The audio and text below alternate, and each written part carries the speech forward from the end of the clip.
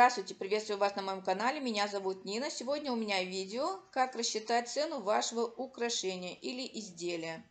Я составила такую таблицу в Excel. Небольшое отступление. Поставьте, пожалуйста, лайк за мою работу. Мне надо было найти весь мой товар и цену на него, даже если я его покупала не вчера. Вы знаете, что со всеми нашими припасами это сделать очень нелегко. В этой таблице у меня подсчитана цена на мой чокер, который я собирала и показывала в последнем видео. Кому это интересно, ссылку на это видео я оставлю в инфобоксе. Итак, чокер вы видите на экране. Давайте посмотрим, какие данные нужно иметь при расчете цену на изделие. В первой колонке у меня название материала, который был использован в сборке украшения. Потом это все мы подробно посмотрим. Далее, цена, которую я заплатила, включает доставку. Следующее – это количество, которое было куплено за эту цену. Например, мемори проволока я заплатила $6 за 100 витков. Четвертая колонка – это цена за 1 единицу.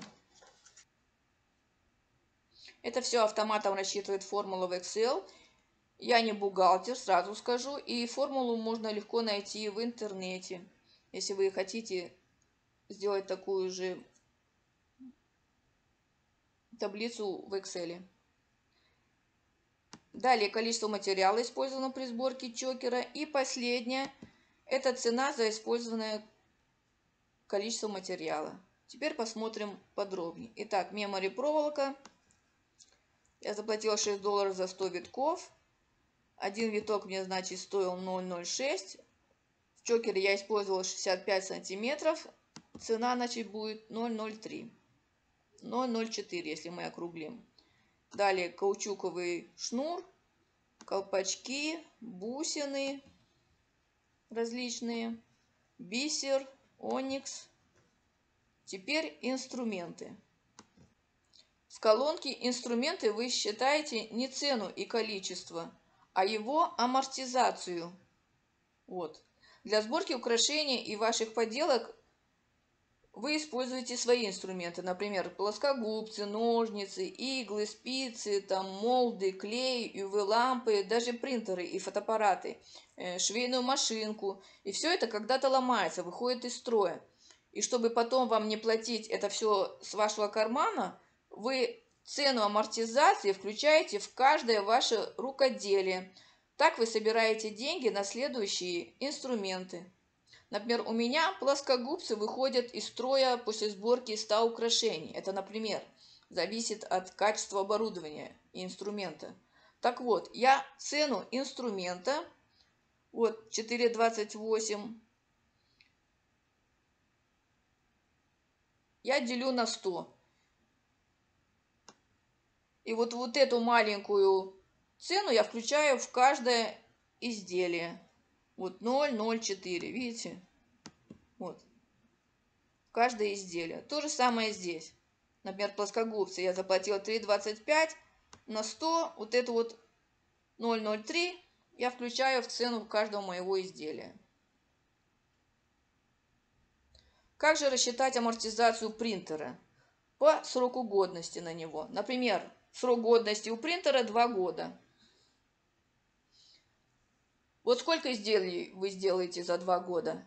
Конечно, не так, что за 2 года вы сделали только 2 штуки, и цену всего принтера вы делите на 2. Нет, например, в день вы делаете 3 изделия. Вы считаете, сколько вы сделали за неделю, за месяц. И так примерно вы рассчитываете за год и за 2. И в конце вы цену принтера делите на количество ваших изделий. И получаете себестоимость принтера. Чтобы в конце, через 2 года, у вас накопились деньги купить новый принтер. Если вы не будете включать эту сумму, то вы с вашего дохода будете покупать новый принтер или швейную машинку и уходить в минус. То же самое на клей. Через сколько времени у вас заканчивается клей? Посчитайте примерно. И сразу включайте в цену. И так далее. Следующая работа. Вы смотрите по средней зарплате в вашем регионе. Будьте реалистами. У нас минимально $16. Я написала, что в час я зарабатываю где-то $20. Вот.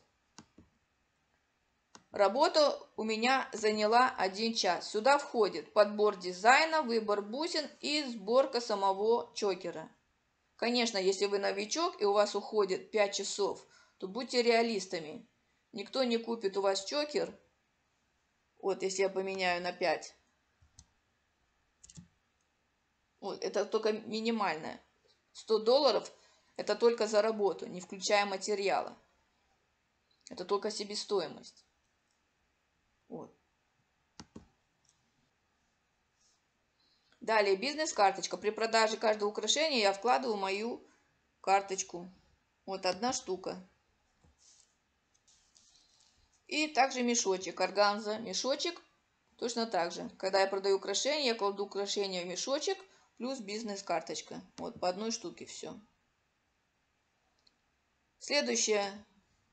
Стоимость участия в каком-то мероприятии. У меня это новогодний базар. Я заплатила $50 за участие. Как рассчитать? Я, например, представила 100 украшений на новогоднем базаре. Но я знаю, что 100 украшений я не продам. Ну, продам где-то 10. Вот $50, что я заплатила, я делю на 10. Получается $5. Эти $5 я включаю в цену каждого проданного украшения. Если вы, конечно, продаете другим способом, то эту сумму вы не включаете. Например, через интернет или Facebook.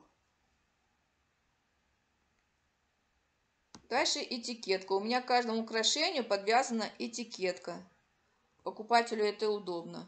Я сама тоже так люблю, когда что-то покупаю. Не надо каждый раз спрашивать цену на то, что тебе нравится. И всем подряд отвечать, когда у тебя несколько клиентов. Это удобно и тебе, и клиентам. Если вы должны отправить ваше изделие клиенту по почте, то вы включаете сюда в пакинг вашу упаковку. То есть это там, если коробочку, бантик, бумажку. У нас в Канаде очень дорого посылать посылку, поэтому мы как бы коробочки это не используем, потому что чем толще упаковка, тем дороже она будет стоить. Ну, конечно, стоимость самой отправки это не включается в цену украшения, это сам клиент платит. Вы на этом ничто не зарабатываете, это идет отдельно. Это только упаковка, я про упаковку говорю. То же самое конверты. Вот у меня мои конверты, которые я покупаю на AliExpress. Поэтому я включаю их в цену, если я хочу отправить украшение клиенту. И реклама. Если вы платили за рекламу, например, на Инстаграме или в Фейсбуке, то вы пишете сюда цену за рекламу. Так, в конце вы получаете общую сумму, себестоимость вашего изделия. Это только себестоимость. Вот. И в самом конце прибыль. Сколько вы хотите получить прибыли в процентах? От 10 до 100. Хочу сказать, что американцы не мелочатся. Они сразу тебе считают 100-200%. Но все в разумных целях и ваших способностей.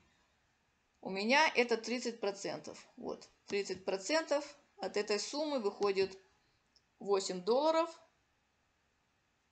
Значит, чокер мне нужно продать где-то за $36. Если покупатель хочет поторговаться, то я могу уступить.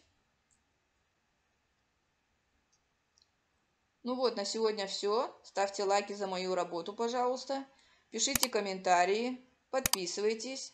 Всем мира и добра. До следующего видео. Всем пока.